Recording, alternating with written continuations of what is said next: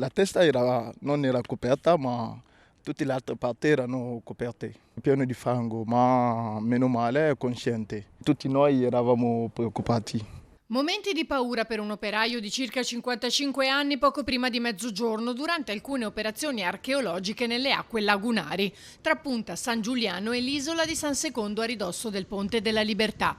C'era una chiatta munita di gru escavatrice con al centro un gruppo di lavoratori specializzati e formati per questo tipo di immersioni, che stavano recuperando, come fanno da settimane, vari reperti, soprattutto palle di cannone. Una volta terminati i recuperi, Veritas potrà procedere con la posa di un acquedotto.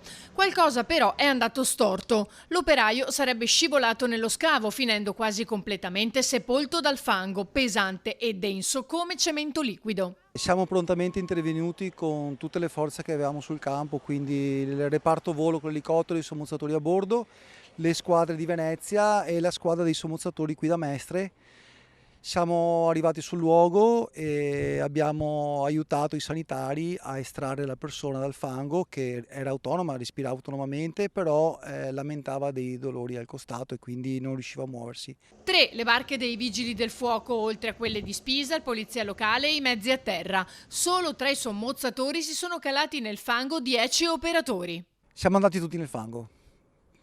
Siamo andati tutti nel fango per tirarlo fuori, sì, sì, assolutamente. Resta fuori. Gran parte del corpo bloccato dal fango che gli era caduto addosso sul lato sinistro e non ce la faceva muoversi.